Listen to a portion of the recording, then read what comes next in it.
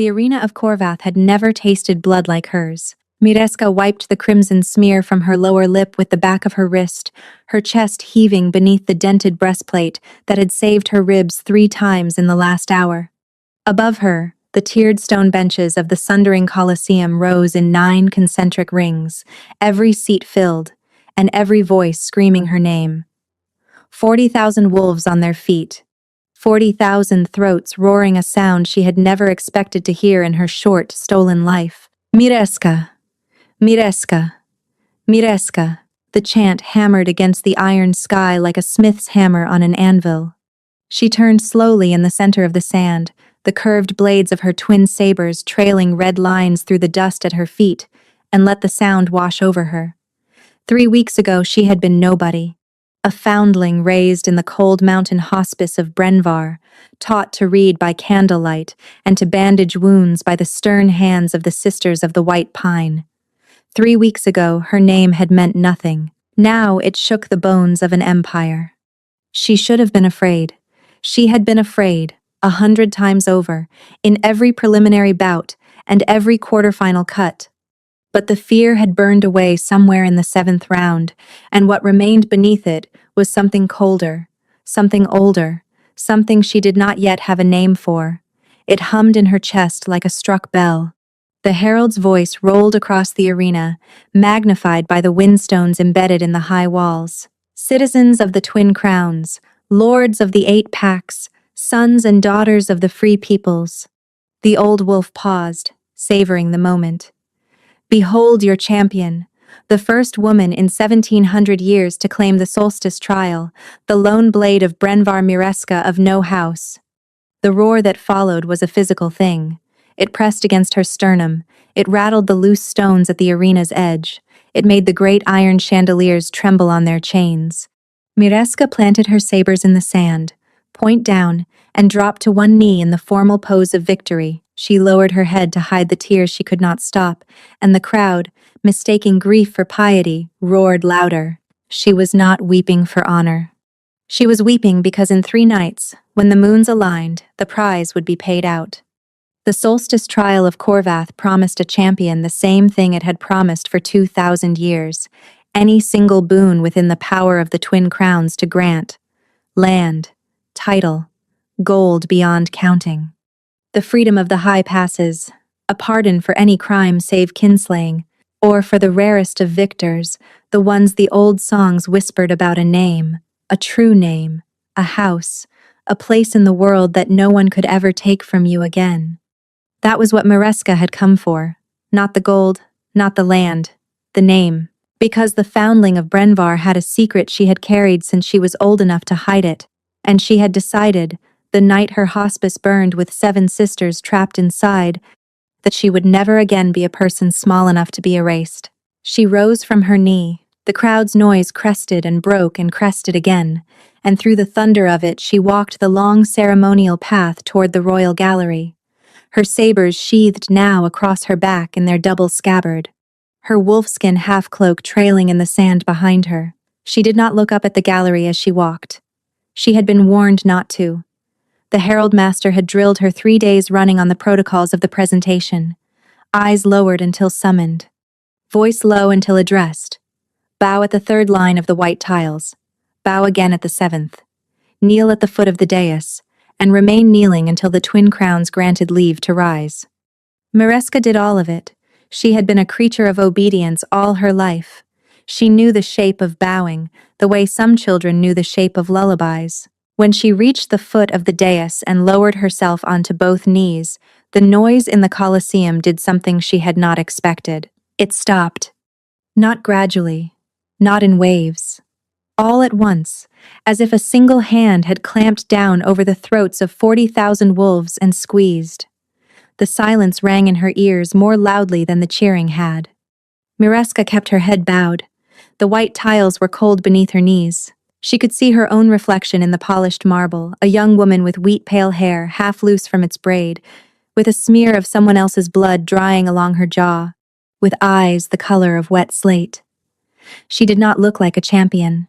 She looked like a girl who had survived a thing she should not have survived. A voice she did not know broke the silence. Rise. Mareska of no house. She rose. The royal gallery of the Sundering Colosseum was carved from a single block of obsidian glass, 2 stories tall, and at its center, on a dais of white marble veined with gold, stood the twin thrones of Corvath. They had been empty for 9 years. Ever since the death of the old High King without an heir, the twin crowns had been held in trust by the Regency Council, and the 2 great kingdoms beneath the twin crowns, the northern crown of Voskalder and the southern crown of Halmenreach, had ruled themselves separately, under their own young alphas, in an uneasy peace that everyone in the realm knew could not last. Tonight, for the first time in 9 years, both thrones were filled. On the left throne sat the Alpha King of the North, King Drevin of the House of Alder. He was tall, even seated, broader than any man she had ever seen, with hair the deep brown-black of winter pine, and a beard cut short along the jaw. His eyes, when they found her, were the gold of old amber held to a candle.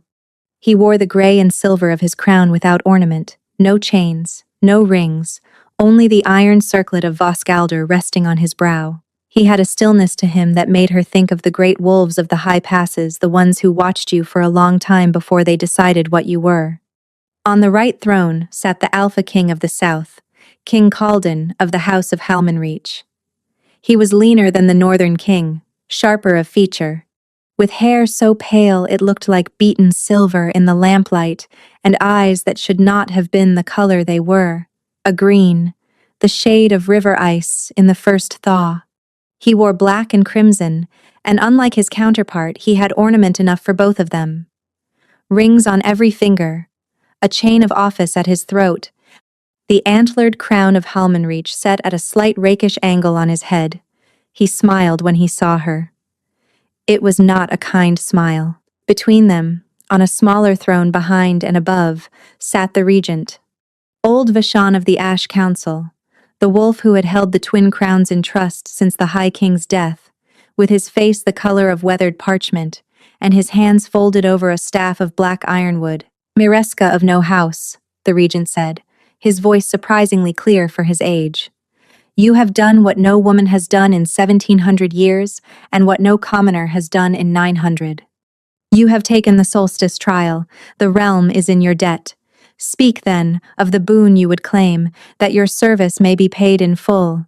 Mireska had practiced these words for 3 weeks. She had whispered them into the dark of her training cell every night before sleep. She had murmured them between rounds, behind the canvas of the staging tents, with her hands shaking so badly she had to clench them into fists to make them still. She drew a breath. The breath caught somewhere just beneath her sternum, where the hum of the bell thing had been earlier, but she pushed past it. I claim a name, she said. Her voice carried farther than she expected. The silence of the Colosseum amplified it. I claim a house. I ask the twin crowns to grant me the right to found my own line, with all the privileges and protections of the recognized houses of the realm. That is the boon I claim. The regent's parchment face tilted very slightly. He had expected gold. They always asked for gold. He opened his mouth to grant it. He never spoke the words. King Drevin of the North rose from his throne. The motion was slow, considered, almost lazy, and yet every wolf in the gallery, every wolf on the tiered benches, every guard along the walls turned to look at him as if a bell had rung. He stepped forward to the edge of the dais, and his amber eyes did not leave Mireska's face. With respect to the council, he said, and his voice was a low rumble that carried without effort, the boon she claims is granted, but the boon she claims is not the boon she is owed. The regent's mouth tightened. Your Majesty, she is the champion of the solstice trial, King Drevin said. By the oldest law, older than the council, older than the twin crowns themselves, the champion of the trial belongs to the realm in a deeper sense than gold or land or even a name can answer. I claim the elder right. His gaze finally moved from Mireska's face to the regent's. I claim her as Queen of Vosk-Alder. I claim her as my mate. The Colosseum did not roar this time. It made a sound Mireska had never heard a crowd make, a vast, indrawn breath, as if 40,000 throats had inhaled at once and forgotten how to exhale. Mireska's knees nearly gave out. She had read about the elder right. Every child of the hospice had read about it, because the Sisters of the White Pine were scholars of the old laws, and the elder rite was one of those bloody footnotes the old laws were full of. It dated to the Sundering itself, 1,000 years past a clause embedded in the founding compact that gave any sitting Alpha King the right to claim a trial champion as a consort, on the grounds that any wolf strong enough to win the trial was worthy to bear the next generation of the royal line. It had not been invoked in 800 years. It had been thought a dead clause, a curiosity of old law. The Northern King had just resurrected it. Mareska's mouth opened. She had no idea what was going to come out.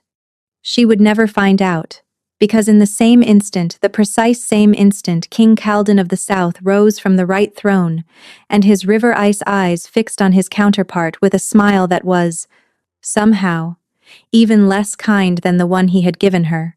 With even greater respect to the council, King Calden said, and his voice was lighter than the Northern King's, almost amused. And with no respect at all to my dear cousin of Voskalder, his teeth showed at the word times cousin. I also claim the elder right. I also claim the champion as queen. I also claim her as my mate. The indrawn breath of the Colosseum finally broke. 40,000 wolves released it as a single, ragged cry, and the cry built into a roar, and the roar built into chaos. Mireska stood frozen on the white tiles. She was looking up at two kings, two crowns, two pairs of eyes that had locked across the dais with an old and patient hatred, and she understood, with a clarity that arrived all at once and very late, that she had not won the solstice trial at all. She had been won by it. The hum in her chest, the bell thing she had no name for, rang once, hard, and went silent. And somewhere in the press of the high gallery, behind the screen of carved obsidian where the council's witnesses sat unseen, a single pair of eyes she could not see was already watching her with a stillness that was neither northern nor southern, neither amber nor green, but something else entirely, and a hand she could not see was already writing the first lines of a letter that, when it reached its destination 3 nights from now, would shatter the realm she had just won. Mireska did not know any of that. She only knew that the Herald Master had not drilled her on this part. The cell they gave her in the Champion's Tower was the most beautiful room she had ever stood inside, and it was still a cell. Mireska turned slowly in the center of it, taking it in piece by piece, the way she took in a battlefield before a duel. White marble floor inlaid with the 8-pointed star of Corvath. Walls hung with tapestries showing the Sundering, the founding war that had split the old wolf empire into the twin crowns 9 centuries ago. A high vaulted ceiling painted with the constellations of the southern sky. A bed wider than the entire sleeping bench she had shared with 3 other novices at Brenvar, draped in furs she did not recognize. A copper bath already drawn and steaming. A platter of food on a low table, bread still warm, 2 kinds of cheese, a roasted fowl she had no names for, a flask of dark wine. And on every door, every window, every possible avenue of departure, a guard. 2 of them at the main door. 1 at each of the narrow window slits, which were too narrow for a wolf in human form to pass through, and far too high for any sane person to attempt. 1 in the antechamber, 1 on the stair below. The Ash Council had placed her under what they were politely calling the Champion's Honor, which was the same thing as house arrest with better linens. She had been here 3 nights. In 3 nights, the law required her to make a choice between the twin crowns. The 2 kings had each invoked the elder right. Neither would withdraw the claim. And so the council, in its wisdom, had ruled that the champion herself must speak the binding words before the assembled nobility, on the night of the 2nd full moon, the night after tomorrow. Whichever king she named would become her sworn mate, with all the rights and bonds that entailed. The other would withdraw to his own kingdom, and the realm would, the council prayed, not collapse into civil war over a foundling girl from a mountain hospice. Mireska had considered, very seriously, climbing out of one of the impossible windows. She had considered, less seriously, drinking the wine and seeing what the morning brought. She had considered, most seriously of all, telling anybody what she actually was, what had been growing in her since the night the hospice burned. The thing she could feel uncoiling slowly behind her sternum, the bell thing, the hum, the warmth, that was not a wolf's warmth, and was not a human's warmth, and was, she suspected, the reason no man in the trial had been able to land a clean killing blow on her. She had considered all of it, and done none of it. She was a creature of obedience. She was waiting to see what shape the cell took before she tried to break it. A soft knock at the antechamber door. She turned. The guards there would not have knocked. They opened doors. They did not ask permission, which meant whoever stood in the antechamber had passed the guards already and was extending her a courtesy. "Come," she said. The man who entered was the Northern King. He had not brought retinue. He had not brought ceremonial dress. He wore a plain dark tunic and dark trousers and soft boots, and he had left the iron circlet behind. Without it, in the ordinary clothes, he looked younger than he had on the dais. Perhaps 32 or 33, perhaps a little more. His amber eyes found her and stayed. "Champion," he said. He inclined his head. The gesture was small, but it was the gesture an equal made to an equal, not the gesture a king made to a subject. "Forgive the hour." "Your Majesty." She bowed correctly, the third line bow. The herald master would have approved. "Drevin," he said. "I am Drevin when I am not on a dais, and we are not on a dais." She did not know what to do with that. She said nothing. He seemed to understand. He took 2 slow steps into the room and stopped, well short of her, with his hands held loose and visible at his sides. It was the posture, she realized, of a man who was trying very hard not to frighten her. It was the posture, also, of a man who knew he was capable of frightening her without meaning to, and was conscious of the fact. "I have come to speak plainly," he said. "I have a council of 70 lords who will tell you the elder right is honor and tradition and the will of the gods. I have priests who will tell you it is sacred. I have my own court, who will tell you it is a great gift and you should be on your knees with gratitude." His mouth made a small, dry shape that was not a smile. "I have come to tell you that none of those people are speaking the truth, and that you deserve the truth before you choose." Myreska stood very still. "Speak it then," she said. He nodded. "I invoked the elder right because if I had not, my cousin would have. I knew he would.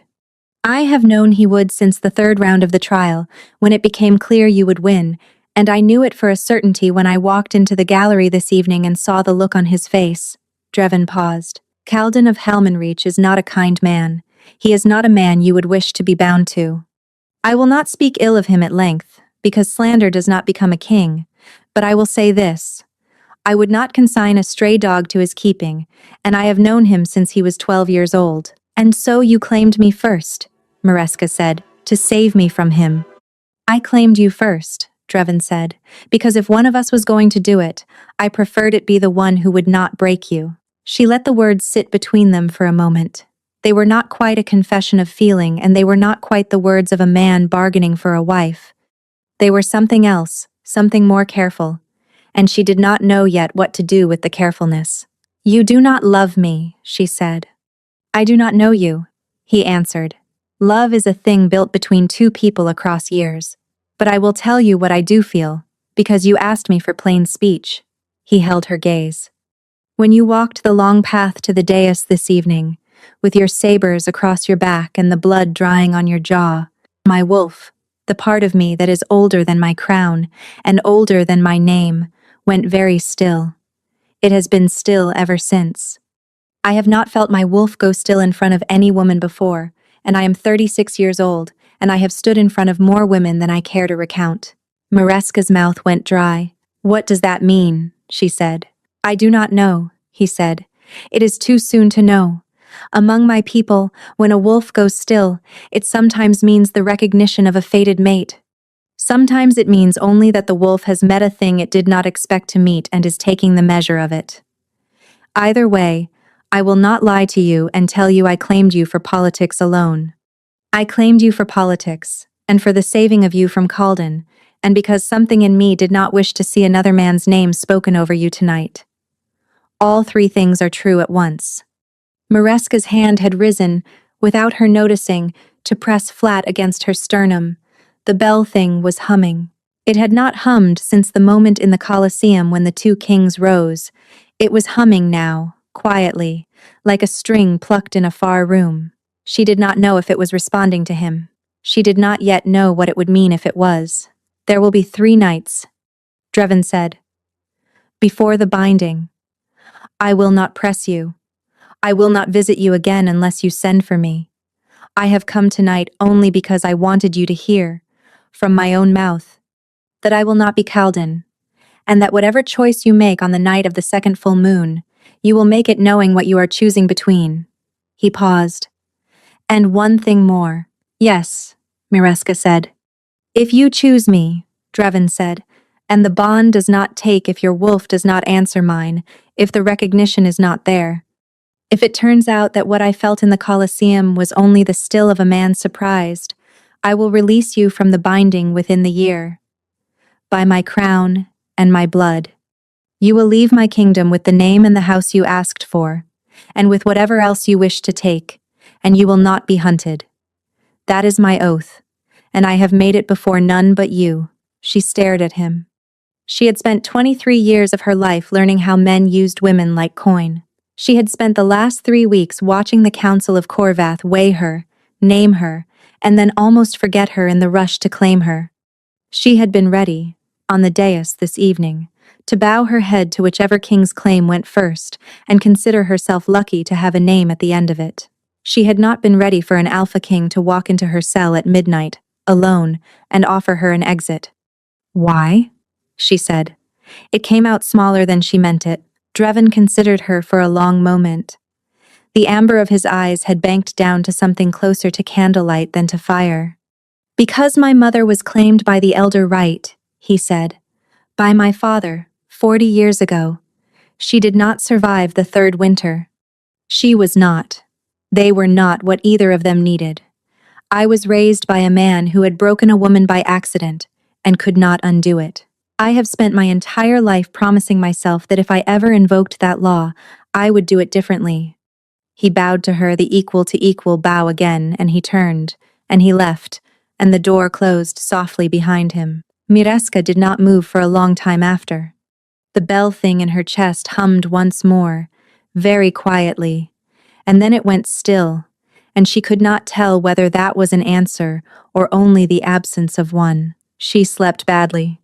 She dreamed of a corridor with no end, and of a voice that called her by a name she did not know, and of a small room in Brenvar, where 7 women in white robes stood in a circle around her cradle, and one of them, the eldest, with eyes the color of wet slate like her own, said something Mirska could not hear over the crackle of fire that was not yet there. She woke before dawn with her hands curled into fists, and the bell thing humming like a struck wire. The second visitor came at noon.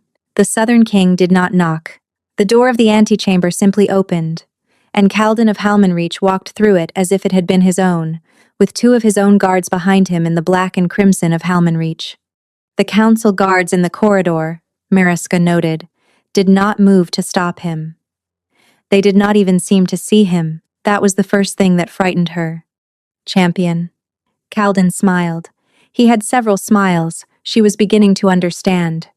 None of them were the same smile. This one had teeth. "I trust the accommodations are to your liking." "They are very fine, Your Majesty," Mariska said. She bowed. The 3rd line bow. The Herald Master would still have approved. "Kaldin," he said. He did not say it the way Drevin had said times Drevin. He said it the way a man named a hound.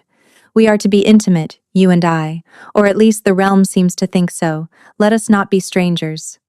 He moved further into the room without invitation. He did not stop at a respectful distance. He came within arm's length of her, and stayed there, and Mareska's spine became a thing of iron. "My counterpart visited you last night," Kaldin said. "Do not bother to deny it.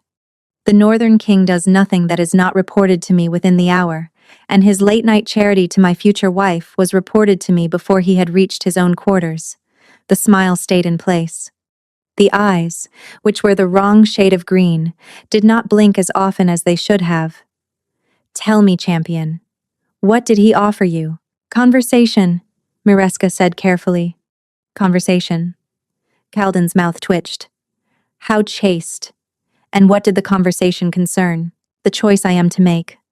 And did my dear cousin perhaps suggest, Calden said, that the choice was already made? That his claim was the older, the deeper, the more honorable? That I, the Southern King, am a creature of low instinct and lower morals, and that you should fly into his protective arms before the second moon rises? He did not say those words, Your Majesty. Of course he did not say those words. Dravan never says any words. He merely arranges for you to hear them in your own head. Calden moved a half-step closer. The bell thing in Mireska's chest had gone cold, not warm. It was the wrong note entirely. Let me speak words then, since I am the cruder of the two. I will not pretend to gentleness. I will not visit you in the small hours and offer you exits. I will tell you instead what you actually are and what you have actually won. He paused. He was waiting for her to ask. She did not ask. His smile widened anyway. You are not the prize of the solstice trial, little champion. You are the time's bait. Mireska's heart did not so much skip as briefly forget what it was supposed to be doing. The solstice trial of this year, Calden said, has not been a true binding for 900 years for nothing, and it was not resurrected this year for nothing. The Ash Council brought it back because the twin crowns cannot remain divided forever, and the only mechanism in the old law by which the two kingdoms can be rejoined under a single line is the elder right. A champion claimed. A mate sworn. A child born of that union, who will inherit both times crowns by blood. That is what you have won, Mireska of no house. Not a name, not a house, a womb. The realm needed a womb that no faction owned, that no bloodline could contest, and that had proved itself strong enough to bear an heir that would not be murdered in the cradle by jealous cousins. The council looked for 9 years. The council found you. Mireska could not feel her hands. They knew, Calden said. Dreven knew. I knew. The regent has known since you cleared the 3rd round. The trial was a stage play, champion. We allowed it to run because the laws of the realm required a performance, but the casting was done long before you ever lifted a sword. That is not true, Mireska whispered. Of course it is true. Why else do you think no fighter in the trial managed to land a killing blow on you, despite being twice your size and 3 times your training? There were instructions, my dear. There are always instructions. The bell thing in her chest rang very hard once, like a hammer struck on a bell at the bottom of a well. She did not show it on her face. She had learned, at Brenvar, how not to show things on her face. Why are you telling me this, Your Majesty? She said. Because Dreven offered you an exit, and I will not. Because my dear cousin will play the gentle protector and bind you slowly, and you will mistake his patience for kindness. Because I would rather you choose me knowing exactly what you are and exactly what I am, than choose him in the comfortable dark. Calden tilted his head. I am cruel, champion, but I am not a liar. He is not cruel, but everything he says to you in that soft voice of his is, in its own way, a lie. Choose accordingly.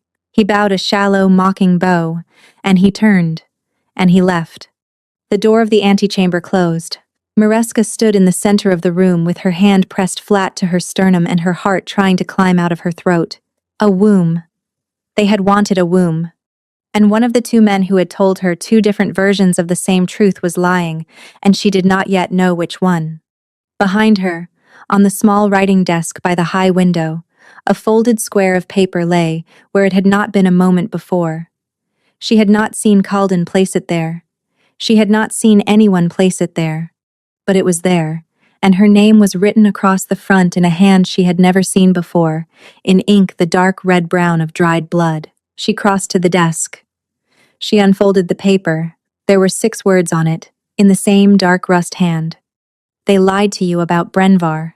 The bell thing in her chest went very, very still. She read the 6 words 7 times before she folded the paper again. They lied to you about Brenvar.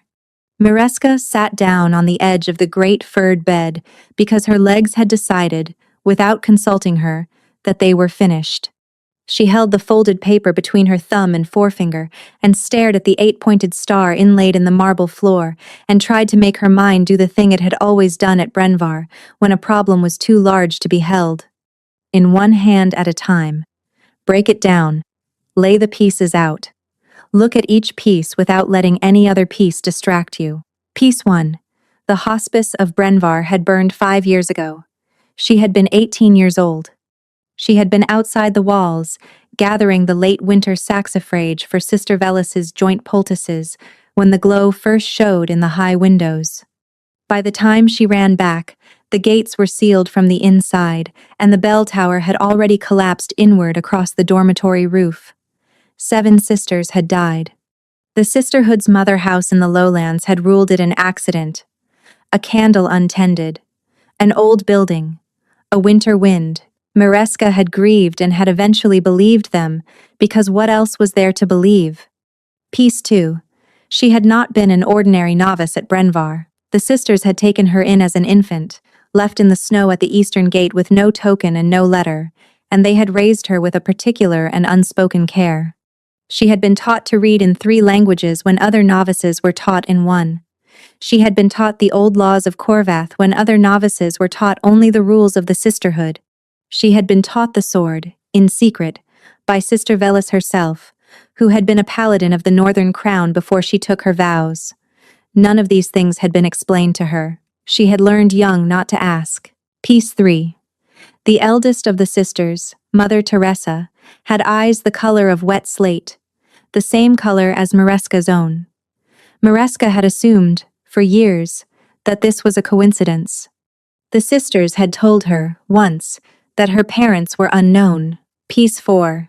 Mother Teresa had been the one who, 2 months after the fire, had come to Mireska in the temporary lodgings the sisterhood had taken in the lowland village. Mother Teresa, who had been outside the walls that night also, on a separate errand to a dying farmer's wife, and had pressed a small leather purse of coin into her hand, and had said, "Go south, child.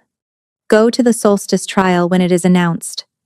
Win it if you can, and whatever happens, do not say the name Brenvar in the hearing of the twin crowns until you know who set the fire." She had said yes.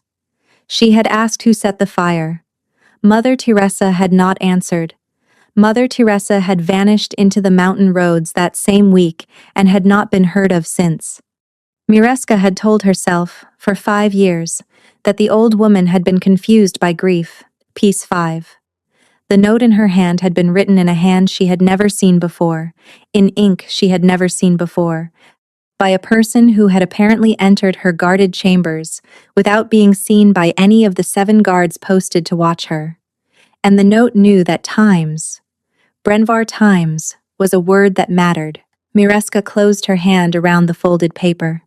She did not know, yet, what the note meant, but she knew, with a clarity that arrived at the same time as the bell thing's silence, that Mother Teresa had not been confused, and that the fire at Brenvar had not been an accident, and that whoever the writer of the note was, they were the third party at this table, the one neither king had mentioned, the one watching from somewhere she could not see. She tucked the paper into the lining of her boot.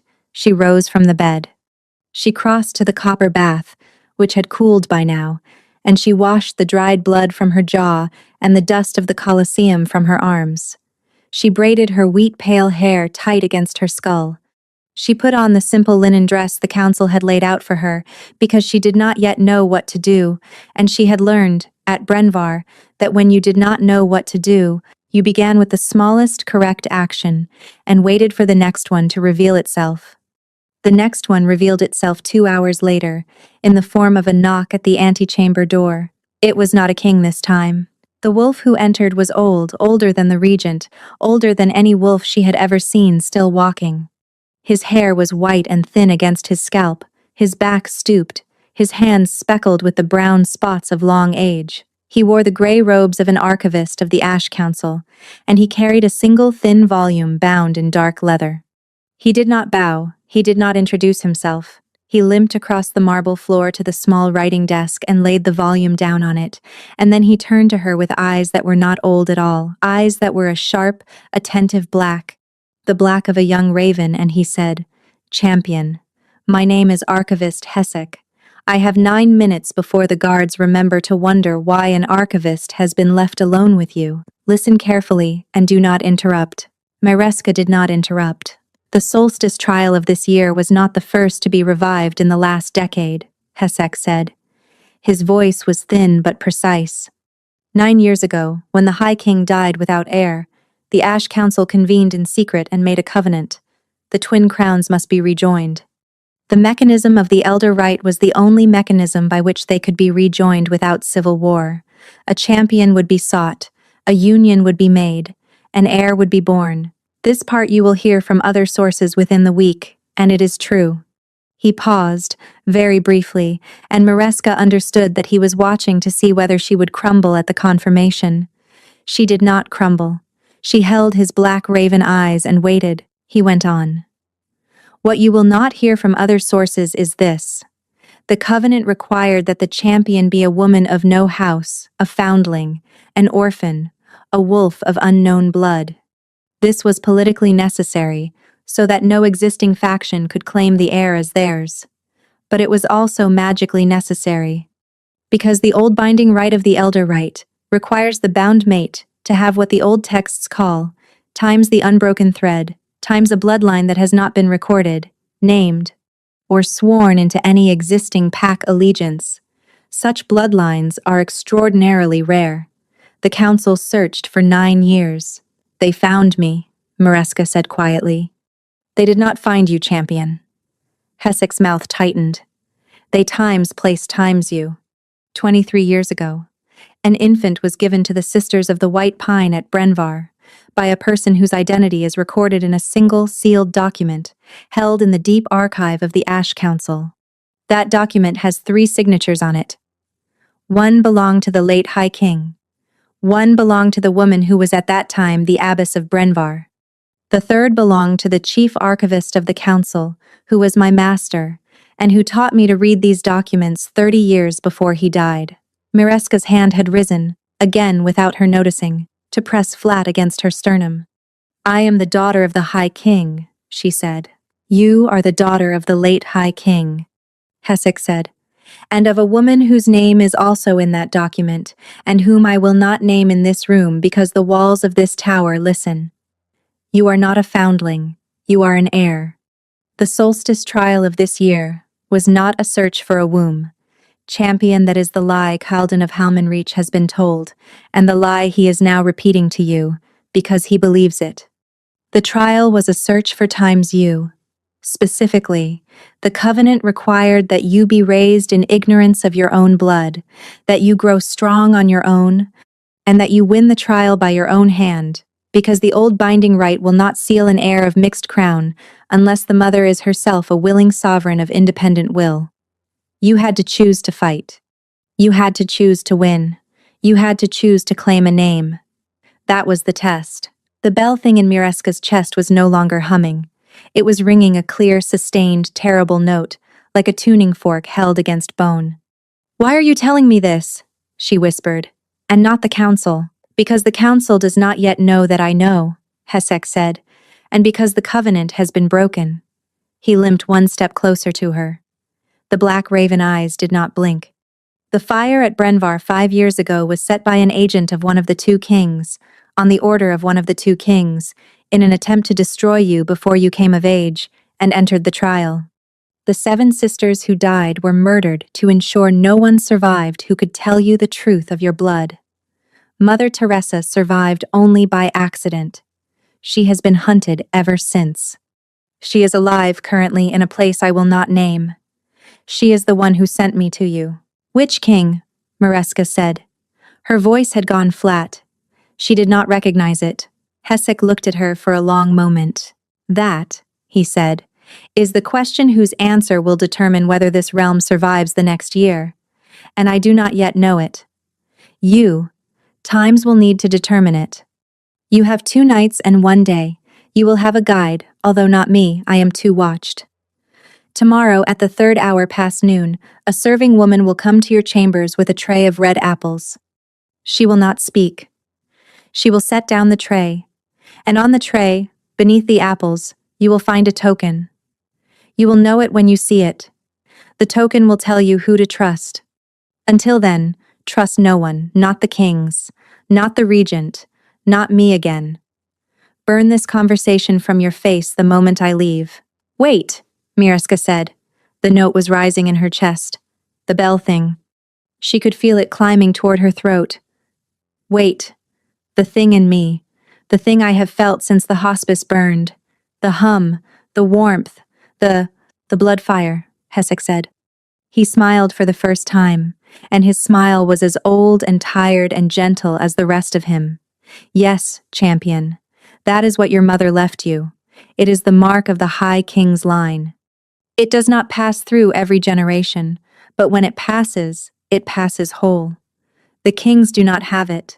The council does not have it. That times is why no fighter in the trial could land a killing blow on you.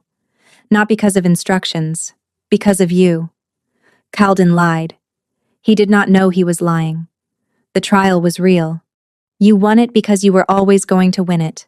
You are the last living wolf in the twin crowns who carries the blood fire of the High King, and that is the thing the Covenant could not predict and could not control. And it is the thing that will, in the end, save you or end you. He turned. He was already moving toward the door. Archivist, she said. He paused. He did not turn back. How do I know, she said, that times are not the third lie, that you are not the deepest of the three of them? Hesek's white head tilted, very slightly. He spoke without looking at her. You do not know, he said. That is the test I cannot remove from you. You will have to decide. The token tomorrow will help. Mother Teresa, if you reach her, will help. Your own blood, if you trust it, will help. But the choosing is yours. It was always going to be yours. That is the whole point of the trial. He limped out. The door of the antechamber closed. Mireska stood alone in a room with a copper bath and a feast on a low table and a folded square of paper hidden in the lining of her boot. And she pressed both hands over her sternum and listened to the blood fire ring against her ribs like a struck bell, and she understood, finally, what the trial had actually been for. It had been for her to find out what she was. The kings had thought it was a marriage market. The council had thought it was a covenant. The third party in the high gallery, whoever they were, had thought it was a hunt. And Mother Teresa, 400 miles north in a place no one had named, had known all along that it was none of those things. It was a coronation. The bell thing rang once more, very hard, and outside the high narrow window of the champion's tower the second moon was rising, a pale and patient eye over the city of Corvath, and somewhere, in a chamber she could not see, a hand she could not see was folding a second letter and sealing it with red-brown wax. The next 2 days were going to decide everything. And Mireska, of no house, who was not, it turned out, of no house at all, finally understood that she was not the prize of this story. She was the throne. She did not sleep that second night. She lay on her back on the great furred bed with her eyes open to the painted constellations and her hands folded on her stomach and her mind running, again and again, the same cold corridor of thought. 2 kings had claimed her. One had told her she was bait. One had told her he would set her free. An archivist had told her she was the daughter of a dead high king and the only living carrier of a fire that had not walked the world in a generation. A note in red-brown ink had told her that the sisters who raised her had lied. Mother Teresa was alive. Mother Teresa was hunted. Mother Teresa had sent for her. And in 26 hours, the second moon would rise full over the sundering Colosseum, and she would be required to stand on the white tiles before 40,000 wolves and speak a name aloud, the name of the king she chose, and the name she spoke would either save the realm or unmake it, and she did not yet know which name was which. She rose before dawn. She washed her face in the basin by the high window. She braided her wheat-pale hair tight against her skull. She put on the simple linen dress again, because it was the dress of a wolf without a house, and until she knew which house she belonged to, she would wear no other.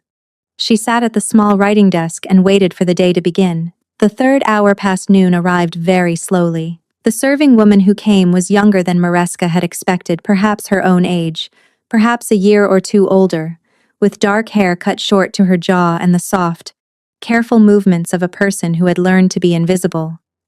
She wore the gray and white livery of the council kitchens. She carried a wooden tray on which were arranged 7 red apples, each polished to a hard shine, and a small ceramic dish of honey, and a folded white cloth. She did not look at Mireska. She set the tray on the writing desk. She bowed the bow of a kitchen servant to a noblewoman, neither too low nor too high. She turned to leave. At the door of the antechamber she paused. She did not turn back. She spoke only once, very quietly, in a voice meant only for Mireska's ears. "Eat the bottom apple last," she said, "and forgive me." She was gone before Mireska could answer. Mireska did not move for a long count. The guards in the corridor would expect her to begin eating. Servants reported back what champions did and did not consume, and refusal of food was the first sign of a nervous prisoner. She lifted the topmost apple and bit into it. The flesh was crisp and sweet, and tasted of the late southern orchards. She chewed slowly. She chewed through the second apple, and the third, and the fourth, and she did not allow her hands to shake even when the bell thing in her chest began to hum again, very softly, the way a string hums in a room where someone is about to enter. She lifted the 7th apple. Beneath it, on the wooden tray, lay a single dried sprig of saxifrage. The late winter saxifrage, the same flower she had been gathering outside the walls of Brenvar on the night the hospice burned. The flower used in Sister Velis's joint poultices. The flower no other house in the realm gathered, because it grew only on the eastern slopes of the Brenvar peaks, and Sister Velis was the only wolf in 300 miles who had known the trick of pressing it without crushing the medicine out of it. The sprig had been pressed in exactly Sister Velis's way. Sister Velis, who had been one of the 7 who died in the fire.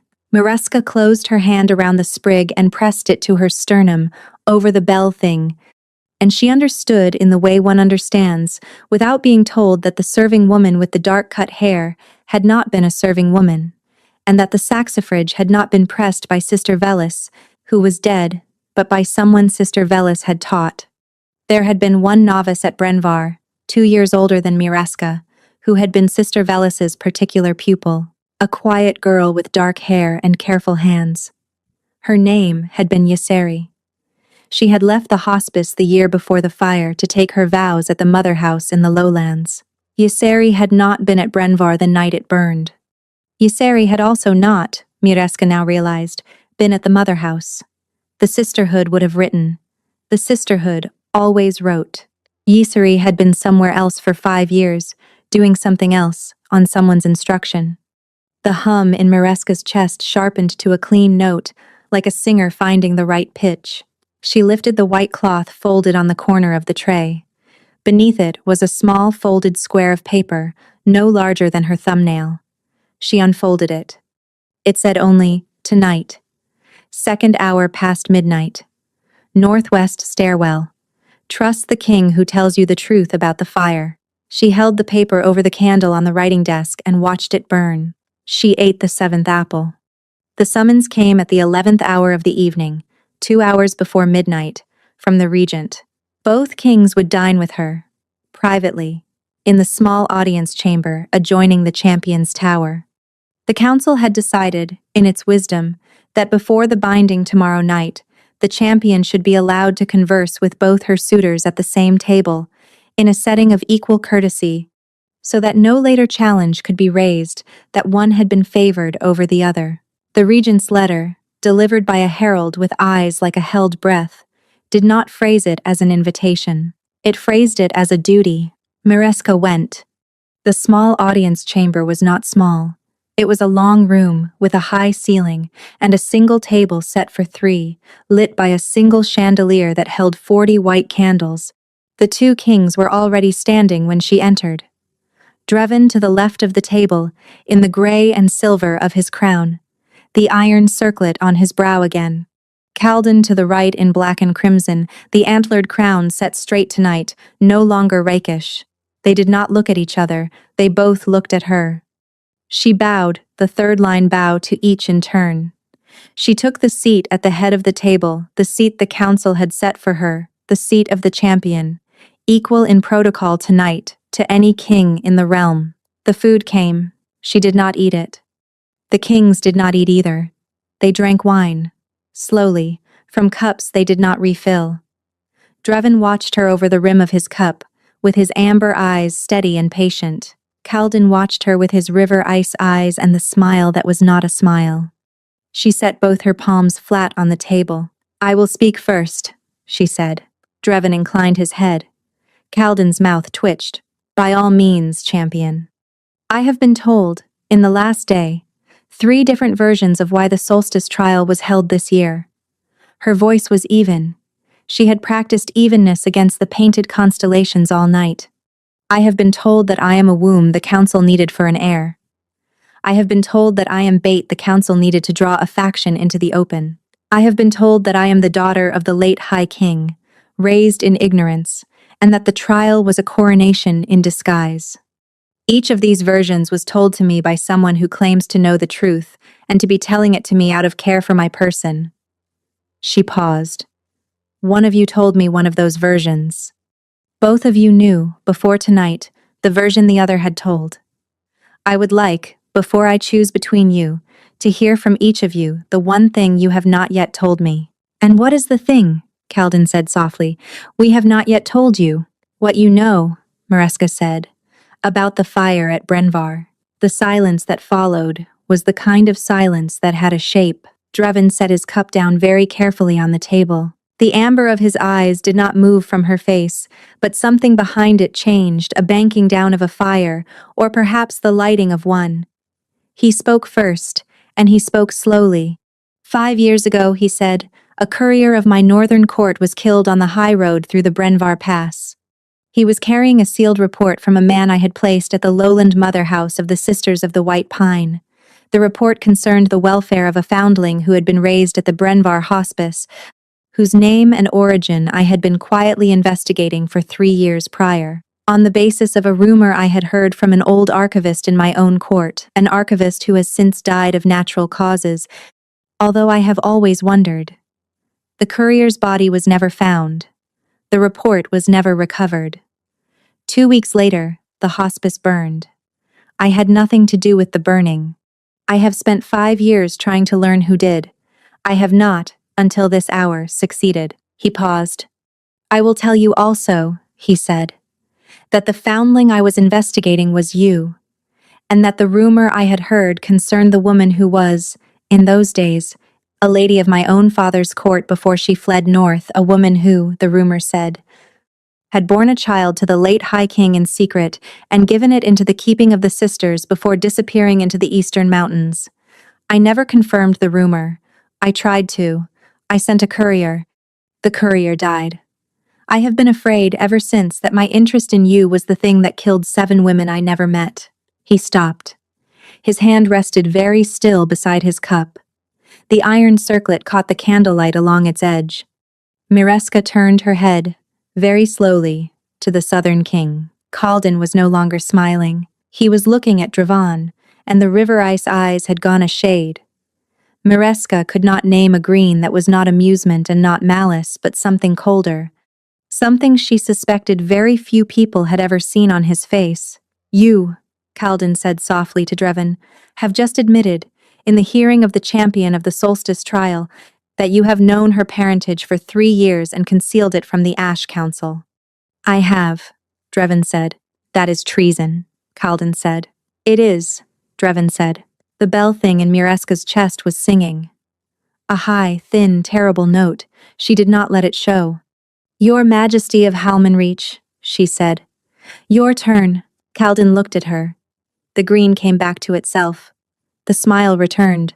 Smaller, sadder. "I will tell you the thing I have not told you, champion, although it does me less credit than it does my dear cousin." He set his own cup down. "I knew of the fire before it happened. I did not order it. I did not set it. But a man in my pay sent me a letter, 3 days before the burning, informing me that an action would be taken at Brenvar to remove a complication from the field of the coming covenant, and asking whether I objected. I did not reply. My silence was taken, as silence often is, for consent. I did not know, at the time, what the complication was.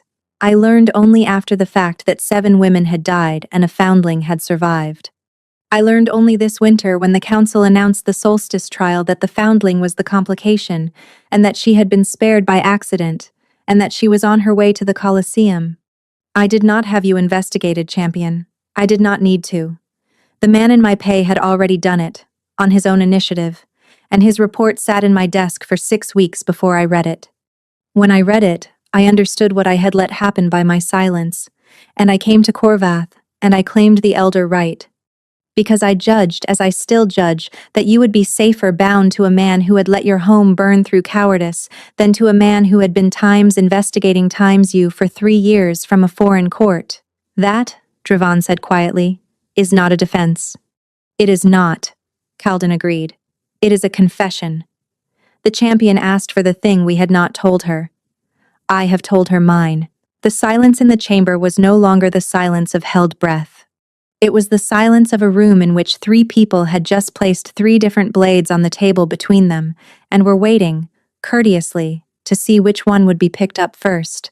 Mareska did not pick up either blade. She rose from the table. She bowed the 3rd-line bow to each king in turn, with no more and no less courtesy than she had given them at the entrance. "Thank you," she said, "for the truth.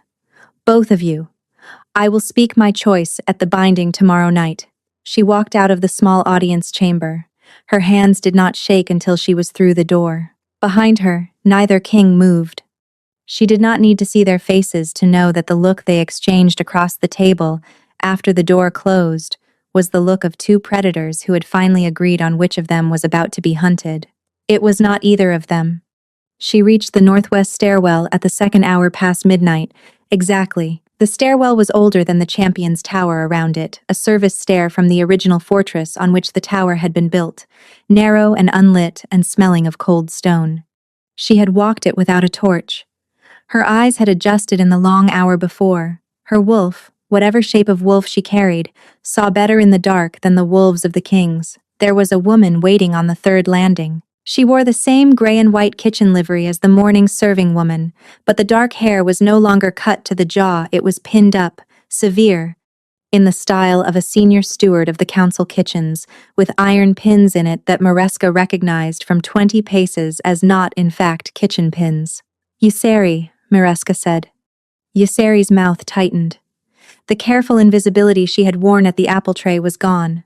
What remained was something harder, something Mareska remembered from the older novices of Brenvar, the look of a person who had spent years being someone other than herself, and was only sometimes allowed to put the false self down.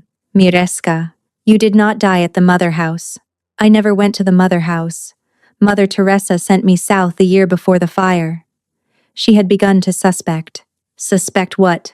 That the late High King's old enemies had finally located the foundling at Brenvar, Yseri said. She did not know who.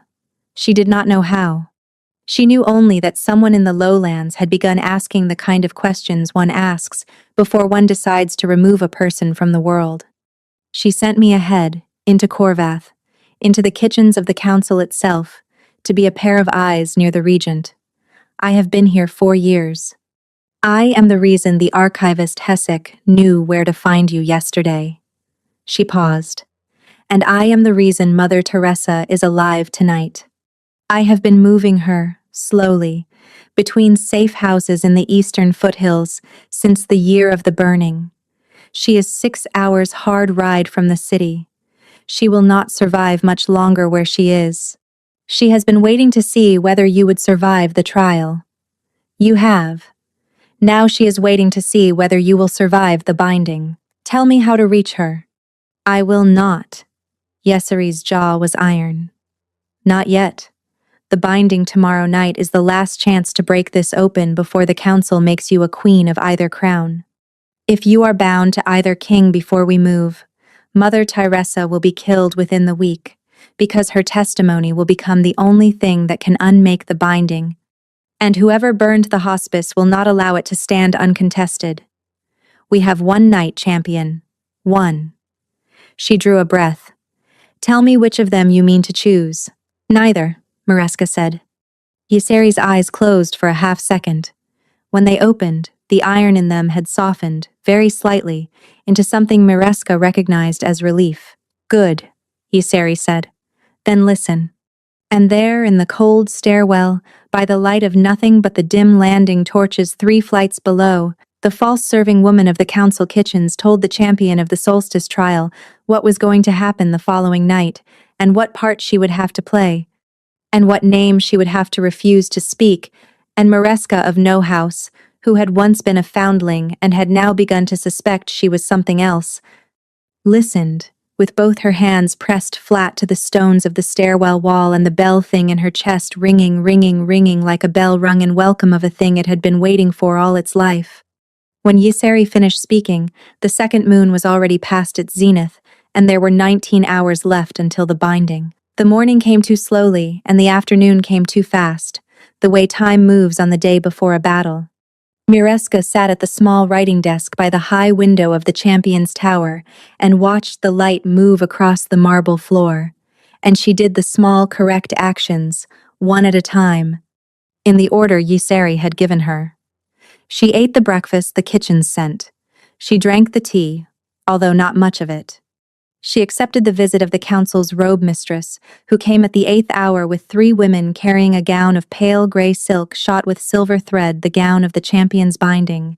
Made the same way for 900 years, the shoulders cut high and the throat cut low, and the hem long enough to trail behind her on the white tiles when she walked the long path to the dais. Mireska stood in the center of the room and was measured and pinned and adjusted and turned, and she said only the words a champion was expected to say, and she did not let her face do anything other than what the robe mistress expected to see. She accepted, at the 10th hour, the visit of the regent. Old Veshon came alone, leaning on his ironwood staff, with the age in his face that she had not noticed before, a deep, gray weariness that no amount of statecraft could quite cover anymore. He sat in the chair opposite hers at the writing desk. He folded his hands over the head of his staff. "Champion," he said, "the council has been advised that you intend to speak your binding tonight, as the law requires, and that you will not break the law of the elder right or contest the claim of either king. Is this correct?" "It is, Lord Regent." "You understand," he said, "that whichever king you choose, the realm will require you to bear a child within 3 years. That is the terms of the covenant. The covenant has held the twin crowns in trust for 9 years. It cannot hold them another 9. You are aware of this." "I am, Lord Regent." He looked at her for a long moment. There was a thing in his eyes that she had not expected, not malice, not calculation, not even the cool politeness of a man doing his duty. There was times, grief. The same grief, she thought, that an old man feels when he has spent the last 9 years arranging the marriage of a girl whose face he has never been allowed to know, and has finally, on the morning of the wedding, met her in person, and has discovered that she is not a piece on a board after all, but a woman, and has discovered too late that the discovery does not change anything he has done. "I am sorry, child," he said. "I would have done it differently if I could. I could not." He rose. He left. She did not rise to see him out. She did not know whether the regent had been Hessex master's friend, or his enemy, or only as old men in long offices often were both things at once across 40 years. She did not need to know yet. She would need to know by tonight. The 11th hour came. The 12th. The light along the marble floor began to redden. At the 13th hour she was dressed in the gown of the champion's binding, and her wheat-pale hair was unbraided and combed loose down her back, the way an unmarried champion's hair was worn in the old paintings, and her 2 sabers were laid in their double scabbard across her shoulders, not as weapons, the robe mistress had explained, but as the symbols of the trial she had won, to be unbuckled and laid at the foot of the dais before she spoke her king's name. She did not unbuckle them. She walked the long corridor of the champion's tower, with the scabbard across her back and the silk hem of the gown trailing behind her. And the 7 guards who had watched her for 3 nights fell into step around her in a loose escort, and the corridor opened into the great hall, and the great hall opened into the night. The sundering Colosseum had not been lit like this in 900 years. Every chandelier was burning. Every sconce along the high walls was burning. The wind stones had been brought low. ringing the white tiles of the binding circle in a silver mesh of light. The tiered benches were full again, full as they had been on the night of her victory, but the noise was different. The crowd of 40,000 wolves was hushed, expectant, a low murmur that shifted and flowed but never broke into a roar, because tonight was not a victory but a sealing. And the laws of the binding required the crowd to witness in something closer to reverence than to celebration. The twin thrones were filled, Drevin on the left in his gray and silver, the iron circlet on his brow, his amber eyes finding her the moment she entered the long path, and not leaving her. He looked, tonight, more tired than he had on the night of her victory. His hands rested on the arms of the throne, very still. He was waiting for her to walk to him, and she could see she could times feel, through whatever new thing was awake in her chest, that he had decided, at some point in the last 24 hours, that she was going to choose him, and that he had let himself believe it, and that he was sitting on his throne, with the small-held breath of a man who has begun to want a thing he was not supposed to want. Calden on the right in his black and crimson, the antlered crown set straight again, his river ice eyes also on her, and a smile that was, for the first time, almost weary. He did not look like a man who expected to win. He looked like a man who had decided, sometime in the night, that whether he won or lost, he was going to behave tonight like a king, because the realm was watching, and because a man who could let a hospice burn through silence could at least, on the night of the binding, hold his crown straight on his head. Behind and above them, the regent, old Vishan, his parchment face unreadable. Mireska reached the foot of the dais. She did not kneel. The protocol required her to kneel. She did not. A ripple went through the high gallery, a sound like wind through dry grass. The regent's hand tightened, very slightly, on his staff.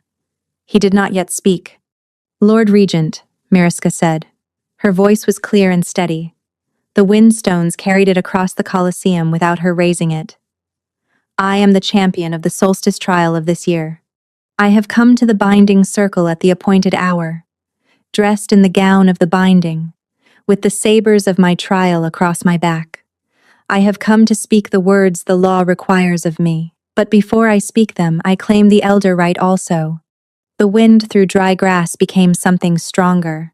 "The elder right," the regent said carefully, "is reserved to the alpha kings of the realm, champion." "It is reserved," Mireska said, "to any sworn sovereign of the realm whose blood is recognized in the founding compact. The compact lists 3 sovereigns: the crown of Vosk Alder, the crown of Halmanreach, and the crown of the High King, which has lain vacant these 9 years, and whose right has been held in trust by the Ash Council." The hush in the Colosseum was absolute now. Even the murmur was gone. "I claim the 3rd right," Mireska said. "I claim it as the daughter of the late High King and of the woman whose name is recorded in the sealed document of the Deep Archive, signed by my father, by the Abbess of Brenvar, and by the chief archivist of your council. I have been raised in ignorance of my blood for 23 years. I have come of age. I have won the solstice trial. I claim the high crown.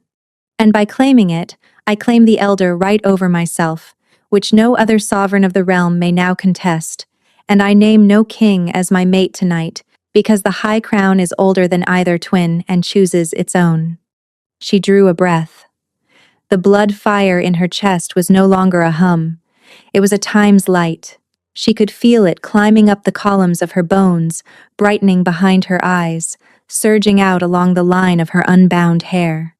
She knew, without looking down, that her skin was beginning to glow, a soft pale light, the color of wet slate, the color of her own eyes, the color of Mother Teresa's eyes, the color of the late High King's eyes, in the old portraits hung in the high gallery she had never seen.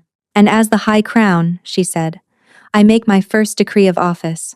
The light from her was bright enough now that the wolves in the front benches were shielding their eyes. The hospice of Brenvar of the White Pine was burned 5 years ago by an act of murder. 7 of the sisters of the White Pine were killed. The order was given by a person whose name I will speak now, in the hearing of this Colosseum and the witness of the realm, and the person named will answer for it before the laws of the High Crown. The regent's staff dropped from his hands and rang on the marble of the dais. He did not bend to retrieve it. He had gone the color of the parchment of his own face. The order, Mireska said, was given by Lord Regent Veshan of the Ash Council, in the autumn of the year of the High King's death, on the grounds that the foundling at Brenvar was an inconvenient claimant to a covenant he had decided would proceed without her. He sent 2 men. Both are dead now, although not by his hand. The Sisters of the White Pine survived him through one of their own, who escaped the fire and has lived in hiding for 5 years, and who will be brought into this Colosseum tonight to give her testimony. She lifted her right hand. The doors at the far end of the long path opened. Yseri came through first, in the dark gray of a steward of the High Crown, a livery that had not been worn in 9 years, that someone had been quietly preparing in the corner of a kitchen for many months. She walked slowly, but she walked steady. Behind her, leaning on her arm, came an old woman in the white robes of the sisters, her hair iron gray, her back stooped, her eyes the color of wet slate. Mother Teresa. The Colosseum did not breathe. Mother Teresa walked the long path on Yseri's arm. She did not look at the kings. She did not look at the regent. She looked the entire way at Mireska, and her face, her old, lined, careful face that Mireska had not seen in 5 years, did the thing it had only ever done in private. In the small chamber where she had taught Mireska to read at 3 years old, it folded into a smile so tired and so glad that Mireska's blood fire flickered for the first time, almost guttered, and then steadied. Mother Teresa reached the foot of the dais. She bowed not the third-line bow, but the deep bow of a sister of the White Pine, to the recognized blood of the High Crown. Yseri bowed beside her. "My queen," Mother Teresa said. Her voice was thin, and it carried. The blood fire surged. "Mother," Mireska said. Behind them, in the high gallery, a single figure rose from the screened seats of the council's witnesses and began, very quietly, to walk toward the inner doors. Mireska did not see them, but the bell thing in her chest rang one more time, sharp and discordant, and she understood, half a heartbeat too late, that she had named the wrong conspirator. The regent had given the order to send the 2 men. The regent had not given the order to set the fire. The order to set the fire, the order that had killed 7 women, and not one had been given by the figure now walking, unhurried, toward the inner doors. And that figure was about to leave the Colosseum. "Stop them." Mireska's voice cut across the Colosseum. She did not know yet that the figure was a woman, or what livery she wore, or what name she carried. She knew only the discord, the wrong note in her blood fire, and she knew that Yseri, who had stood at the foot of the dais a half-breath before, had already turned and was already moving. The crowd was beginning, finally, to understand that something was wrong. The murmur built into a confused roar. 40,000 wolves stood. The council guards along the high gallery turned, looking to the regent for orders, that the regent, still standing on the dais with his hands empty of his staff and his face the color of wet ash, was not in any condition to give. In the screened gallery of the council's witnesses, the figure reached the inner doors. A guard there moved to open them.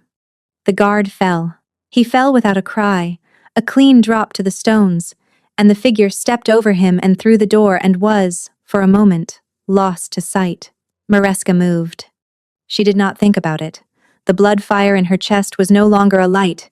It was a current, and the current ran down her arms and into her hands, and she reached up, in one smooth motion, and pulled the twin sabers from the double scabbard across her back. The silk gown of the binding tore along its careful seams as she shifted her shoulders. She did not care. She vaulted from the foot of the dais, 8 feet of marble step, cleared in a single bound that was not the bound of an ordinary wolf, in ordinary form, and she landed on the white tiles already running. "Champion!" the regent cried, finding his voice.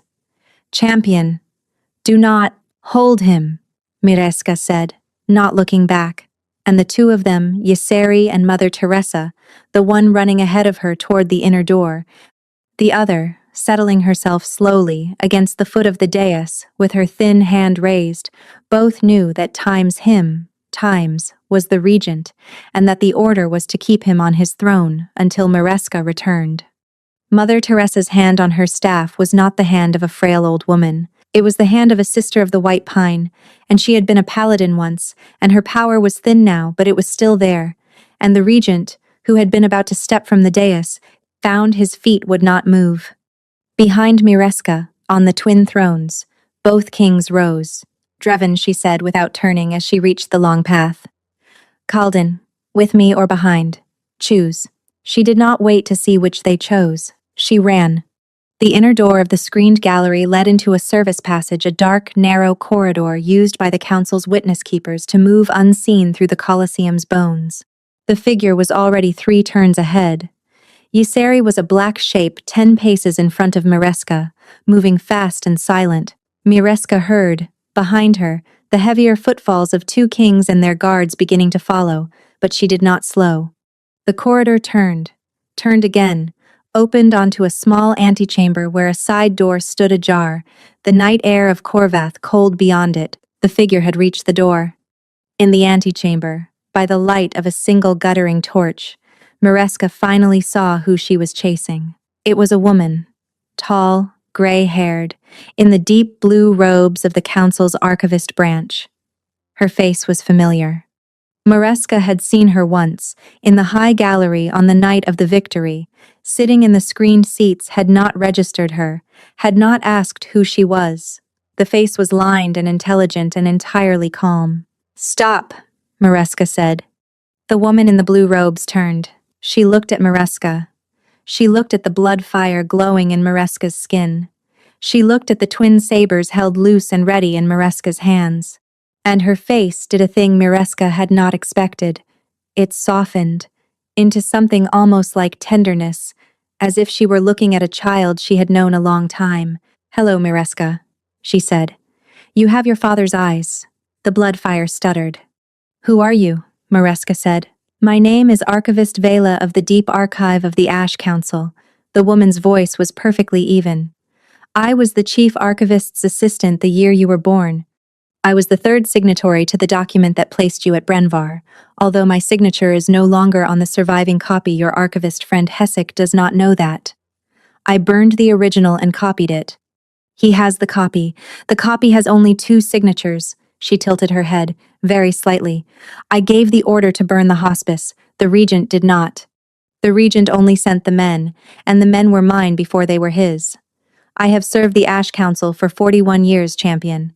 I have served the realm. I burned 7 women because 7 women were not as important as a kingdom." "You are about to be the 8th, Mireska said. "I do not think so." Vela of the Deep Archive smiled. The smile was the smile of a woman who had been preparing for this conversation for 23 years. "You will not strike me down, Mireska. You will hesitate. You will hesitate because you are your mother's daughter as well as your father's, and your mother was a woman who could not strike down the one who had raised her either. I was your mother's tutor, in the deep archive of the High King's court. I taught her her letters. I taught her her laws. I taught her the way the realm worked. And when the High King died and the realm threatened to tear itself in half, I made the only choice the realm could afford. I placed you. I burned the hospice when it became clear the sisters had begun to ask questions I could not answer. I have arranged the trial. I have arranged the kings. I have arranged, until tonight, every piece of the board on which you have walked. I have done all of this for the realm, champion, and for you, and for the line of your father." Behind Mireska, the kings reached the antechamber. She heard Dreven's quick, indrawn breath as he understood, and Kalden's softer, sharper one. She did not turn. "You arranged the kings," Mireska said. "I arranged for both kings to invoke the elder rite. Yes." Vela's smile remained perfectly steady. "I arranged for them to invoke it on the same night so that you would be forced to refuse them both. I arranged for Hessek to find you so that you would learn of your blood. I arranged for Yseri to plant the saxifrage so that you would trust her enough to listen. I arranged for Mother Teresa to be retrieved from her hiding place tonight so that you would have a witness on the long path.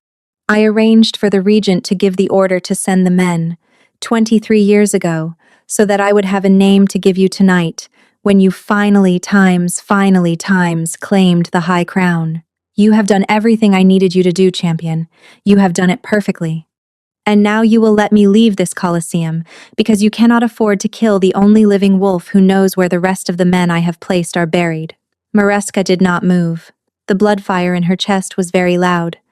"You are saying," she said carefully, "that you have spent 41 years moving every piece on this board, that you set the fire that killed 7 of the women who raised me, and that I should let you walk out of this room because you have other men in other places."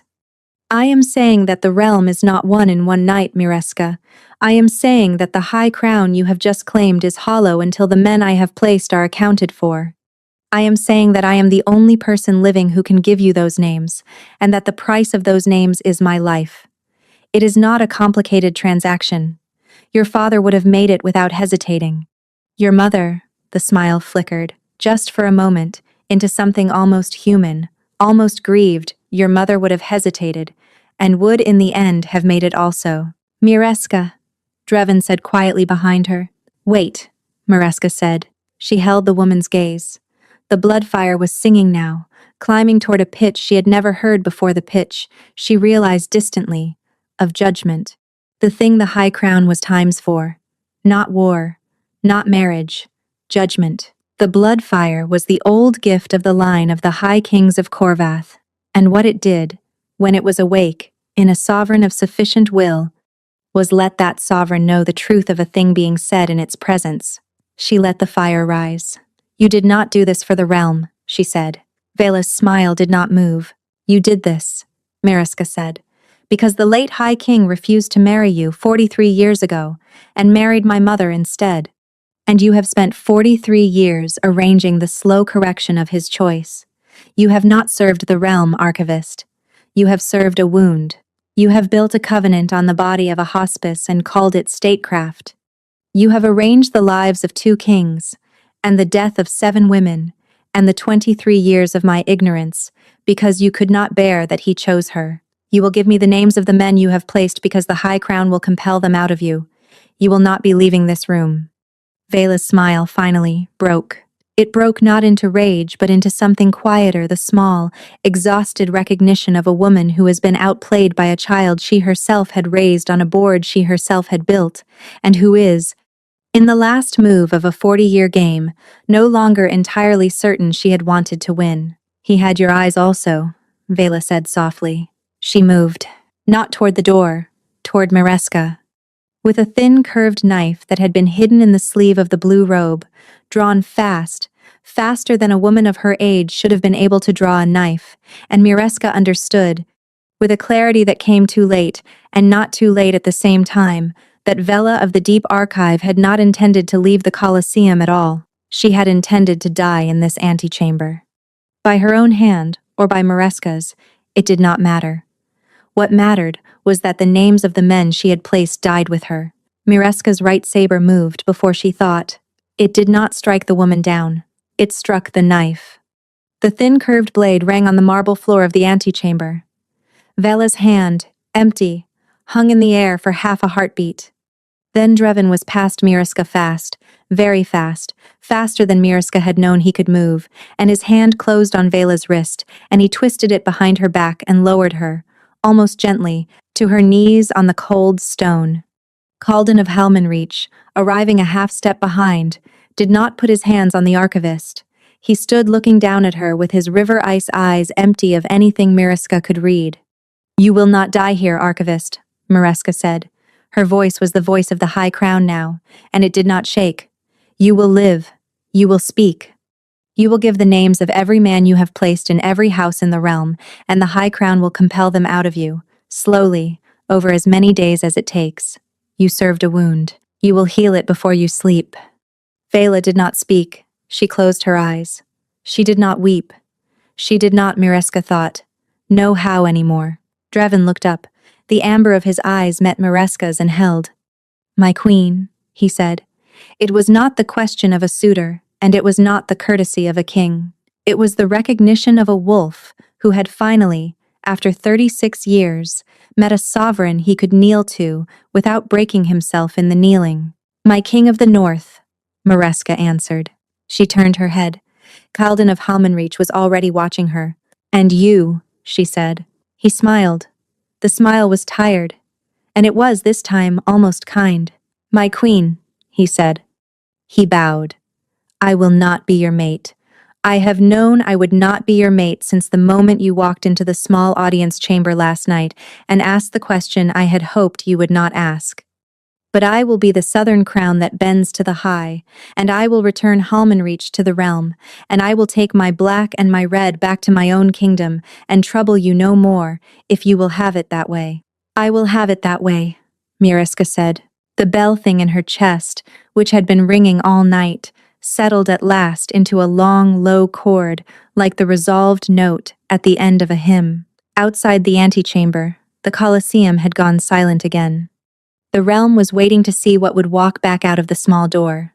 Mireska looked at the kneeling archivist, at the king who had not lied to her and the king who had, at the steward in the dark gray livery of the high crown standing in the corridor with her hand on the hilt of a knife she had not needed, and she understood that the binding tonight had been of a different kind than the one the council had written into law.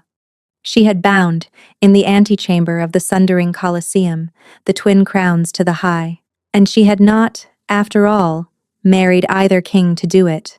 She drew a long breath, the first easy one in 3 nights, and she walked back toward the long path and the white tiles and the 40,000 wolves who had been shouting her name 3 nights ago and who were about to learn, in the next hour, that the name they had been shouting was not the name she had been born with.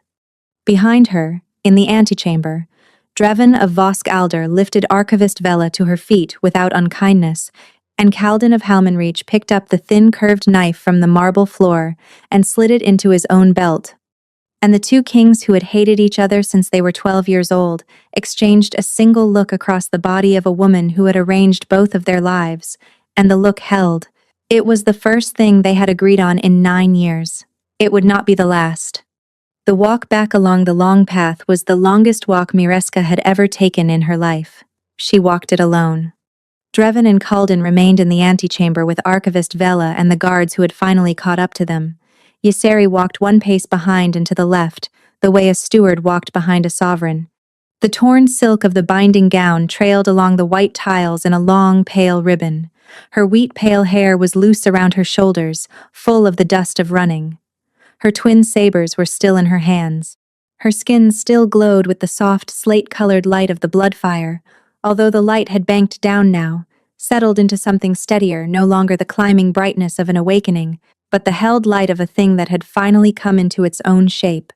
The 40,000 wolves of the sundering Colosseum did not move. They had heard, through the open inner door of the screened gallery, enough of the antechamber to know that something had ended out there, that the council had not planned. They had seen the regent held to his throne by the thin raised hand of an old sister of the white pine.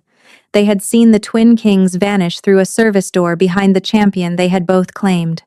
They were waiting, in a silence so complete it had a weight to it, to learn what was coming back. What came back was Mireska.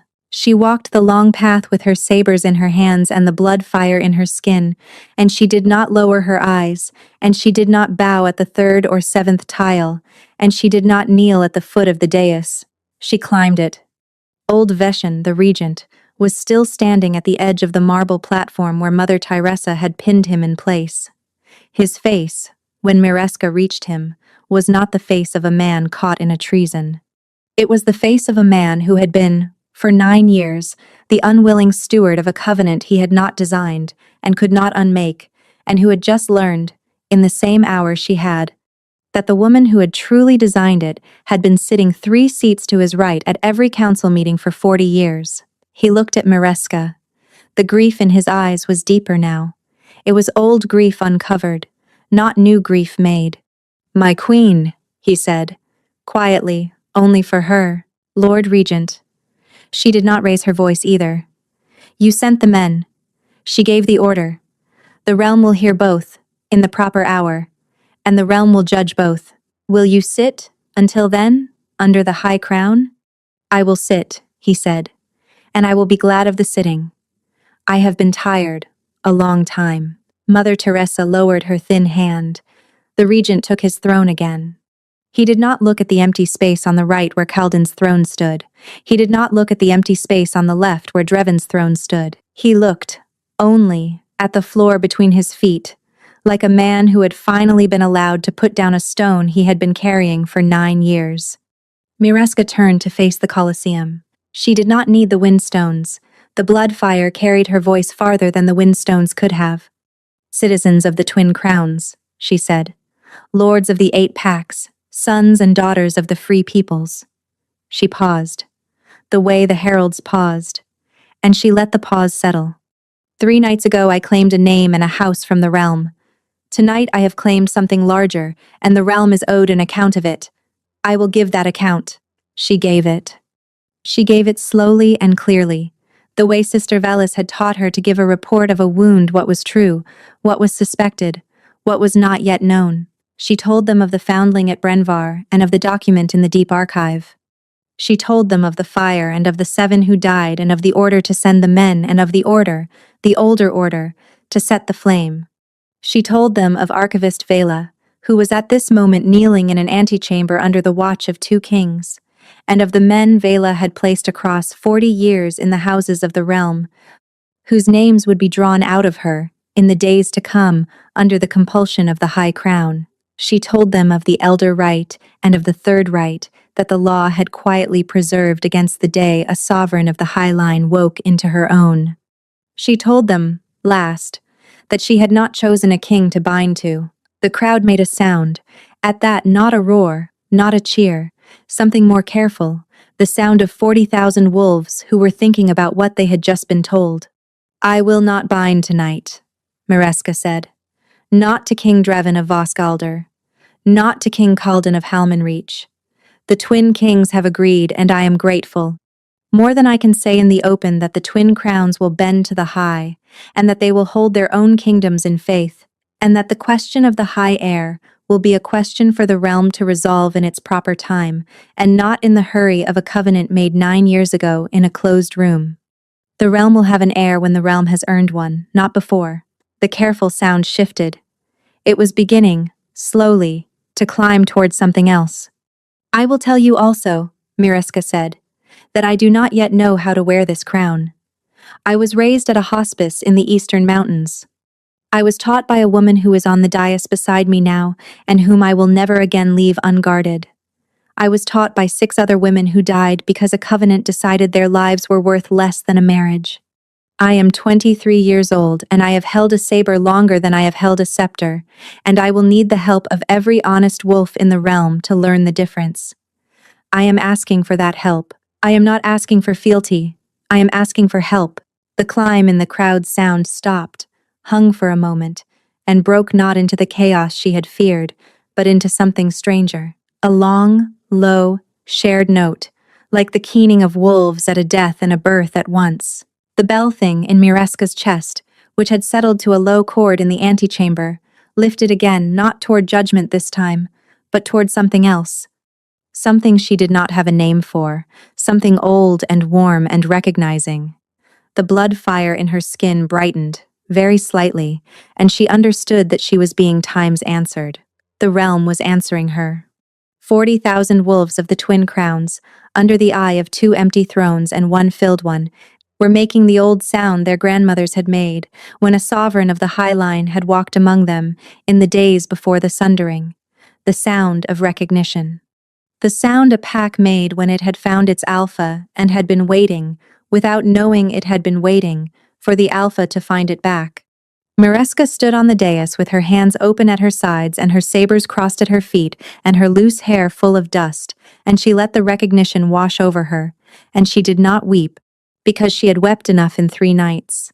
But she let the blood fire ease open behind her sternum, like a hand unclenching after a long-held grip. She had not asked for a crown.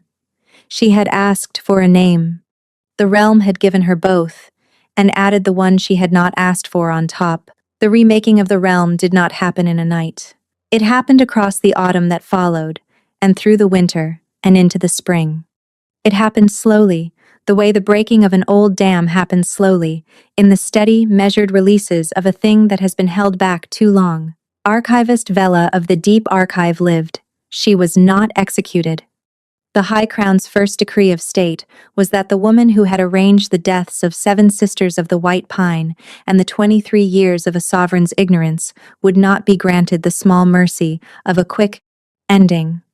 She would be held at the council's deepest house, under the guard of the steward Yseri, and she would speak under the slow, steady compulsion of the blood fire, which could not draw a lie from a wolf, but could draw a name, every name of every man and woman she had placed in every house and every kitchen and every chancery of the realm across 41 years. The list grew long.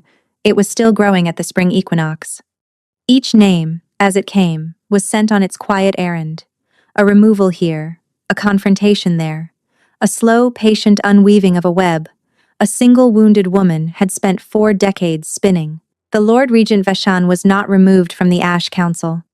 He was kept on it, at his own request, because he knew where the bodies of 40 years of council statecraft were buried, and he wished to dig them up himself before he died. He died, as it happened, the following winter, at his desk, with a half-written letter to the High Queen still under his hand.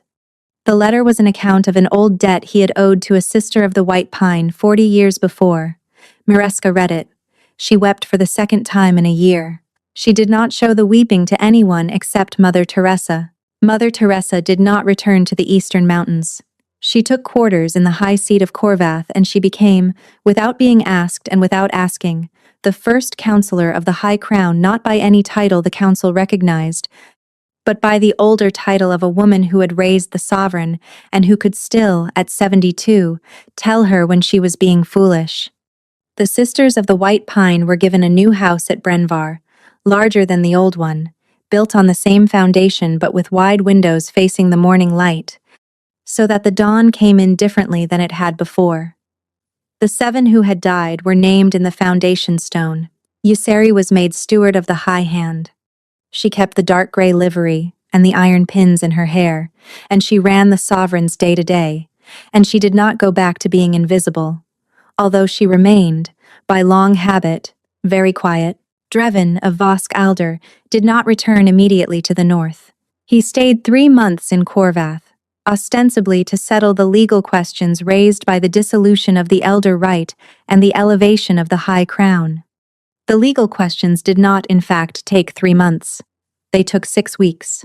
He stayed the other 6 weeks because he was asked to stay by a young queen who had inherited a kingdom she did not yet know how to govern, and who needed, and admitted, she needed the counsel of a man who had governed his own kingdom for 14 years, without disgracing it. He gave the counsel. He gave it well. He did not press her. In the 2nd month, Mireska began to take her tea with him in a small east-facing solar at the 8th hour of the morning, and the tea grew, by slow degrees, into a habit, and the habit grew into the thing it was always going to grow into, although neither of them named it for a long while. The first time he kissed her, it was on the night before he was to ride north to deal with a border issue that had been festering since his absence. They were standing on the long balcony of the solar. The first snow of the year was beginning to fall on the rooftops of Corvath. He had told her, very quietly, that he would be gone 3 weeks at the most, and that he would write, and that she was to send for him at any hour if she needed him for any reason. And she had said something light in response that did not match the way her hand had risen to rest against the iron circlet on his sleeve. He had looked at her. The amber of his eyes had gone the color of a candle flame held to old honey, and the bell thing in her chest, which had been quiet for 2 months, had rung once, low and clean and certain. He had bent his head. He had asked, with no words, the same question he had asked her on the first night in the Champion's Tower times, "May I?" She had answered the same way she had answered him then, by closing the small space between them with her own hand. The kiss had been very careful. Neither of them had been careful about anything afterward. Calden of Halmanreach kept his word. He returned to the Southern Crown, and he wore his black and his red, and he ruled his kingdom with a competence Mireska had not expected, and a quiet that surprised the wolves of his court. The man in his pay who had sent the letter about Brenvar was found, 3 weeks after the binding, in a wine cellar in the southern capital, dead by his own hand or another's. The southern wolves who investigated could not entirely tell, and Calden did not encourage them to look harder. He came to Corvath only twice in the first year. The first time was on the High Crown's invitation to attend the formal sitting of the realm's reconstituted High Council. The second time was on his own initiative, in late spring, with a small retinue and a single sealed scroll, which he placed on the table in front of Mireska in the small east-facing solar where she now took her tea most mornings. "I owe you a thing," he said. She looked at the scroll. She did not open it. "Your Majesty?" "Calden," he said. He smiled. It was a real smile this time, almost gentle, although she noticed she would always notice that his eyes did not quite warm with it. "We are past majesties, you and I. The scroll is the names. Every man my cousin Vela placed in my court that I had not yet flushed out by the time you began drawing them out of her. There are 19. 3 of them are men I had thought were my friends. I have removed them. I thought you would like to know." "Thank you," Mireska said.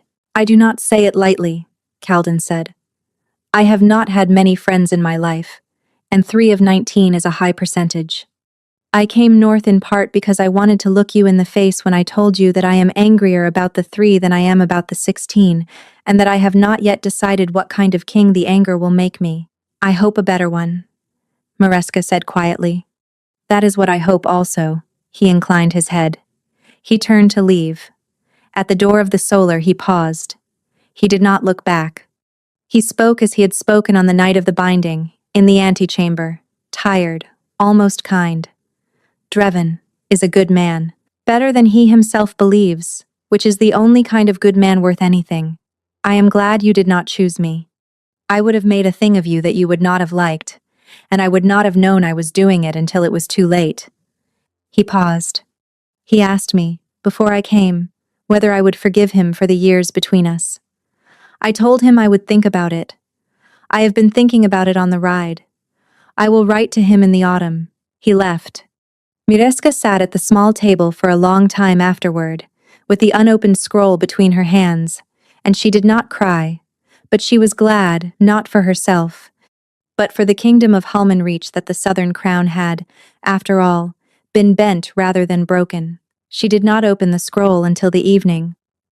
There were, as he had said, 19 names. She wrote each one on a separate sheet, and she sent them out, one by one, in the slow, patient way the High Crown was learning to do its work. The first heir was not born in the 3rd year, as the Old Covenant had required. The Old Covenant had been dissolved. The High Crown had no covenant. The first heir was born in the 4th year, in late summer, in the high east-facing solar where his mother had taken her tea every morning of her reign. He was a boy. He had his father's amber eyes and his mother's wheat-pale hair, and on the 3rd day of his life, when Mother Teresa lifted him out of the cradle to bring him to the window for the morning light, the small, soft skin of his sternum gave out a brief, gentle pulse of slate-colored light and went dark again. Mother Teresa did not say anything. She placed him back in his mother's arms, and she kissed him on the forehead, and she went to make the tea. Drevin, sitting on the edge of the bed in his shirt sleeves with his iron circlet on the table and his hair full of the morning, looked at his son with the careful, astonished face of a man who had not, until very recently, believed he would be permitted any of this. "He has it," he said quietly. "He has it," Mireska agreed. "What will it mean for him?" "I do not know," Mireska said. "I will not arrange it. He will find out for himself when he is old enough, and the realm will help him learn it, and we will not place him at any hospice or any trial or any board that someone else has built. He will be a child first. He will be a man second. He will be whatever the blood fire is for, third, and not before." Drevin's hand came up and rested against her hair. "My queen," he said. "My king," she answered. The boy in her arms made the small considering sound that all newborn wolves made, the sound that was not yet a word and not yet a howl but was already a question. Outside the long window, the wind moved across the rooftops of Corvath, and the sun came up on the realm of the twin crowns and the high crown above them. And the first new pup of the High Line in a generation slept against his mother's heart, with one small hand wrapped around the worn edge of her old wolfskin, half-cloak the cloak she had worn in the Sundering Colosseum 5 years ago, the cloak she had refused to let the robe mistress take from her, the cloak that still smelled faintly, if you held it close, of the saxifrage of the eastern mountains. The realm did not know yet, that morning, that the heir had been born. It would learn by the evening. It would howl by the night, the long, low note of recognition that it had made on the night of the binding. It would howl again at the boy's naming, and at his first shift, and at the smaller, quieter milestones of a childhood the High Crown would guard, this time, with all the watchfulness that had been denied to her own. And in a small chamber in the deepest house of the Ash Council, an old woman in a deep blue robe who had given 73 names by then, and who had perhaps 60 more left in her heard, through the high, narrow window of her cell, the distant sound of the city beginning to celebrate. And she closed her eyes, and she did not weep either, because she had not wept in 43 years, and she was not going to begin now. But she lowered her gray head onto her folded hands, and she said, very quietly, into the stones of her cell, the only word she had not yet been compelled to speak: forgive. The blood fire of the High Crown, 4 miles away across the sleeping city, did not answer her, but it heard her. And in the slow turning of the years that followed, in the long, patient unweaving of every thread the wounded archivist had woven, the High Queen of Corvath, who had once been a foundling, who had once been a champion, who had once been the prize of a tournament that 2 kings had tried to claim and that no king in the end had won, would, at the proper hour, in the proper way, in her own time and not in anyone else's, find the way to answer the word also. That is the end of the story, for now. The realm of the twin crowns endured, the High Crown above them held. The boy with the amber eyes grew up, another child followed, a girl with her grandmother's eyes the color of wet slate, and the line of the High Line did not, after all, die out. The 2 kings who had once stood on the dais of the Sundering Colosseum and claimed the same woman became, by slow degrees, and in the proper order, first allies, and then friends, although Calden of Halmanreach never did entirely stop smiling, the smile that was not a smile. And Drevin of Vosk Alder never did entirely stop being the kind of man who kissed his queen on the temple every morning before he opened the day's correspondence. And Mireska, who had walked the long path of the Colosseum 5 years before, with blood drying on her jaw and a pair of borrowed sabers across her back, and who had been told 3 different versions of her own life, in 3 different rooms, in 3 nights, never forgot the bell thing in her chest, the blood fire of her father's line.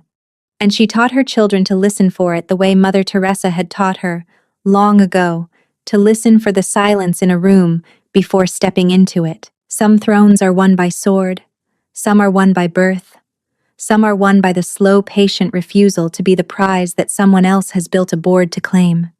Mirska's was won by all 3, and by a 4th thing besides the willingness, in the antechamber of the Sundering Colosseum on the night of the 2nd moon, to set down the saber she had earned and pick up, in its place, the harder weight of a crown that had been waiting for her since before she was born. She wore it well. She wore it for a long time. And the wolves of the twin crowns, and of the High Crown above them, would tell the story of her, of the foundling, the champion, the queen who chose neither king and bound them both for as many generations as wolves would tell stories, which is to say, for as long as the moons rise, and the cold winds come down off the eastern mountains, and the white saxifrage blooms at the end of every long winter on the slopes above the place that had once been a hospice and had become, in its proper time, a house again. Thank you so much for listening. I hope you enjoyed this story.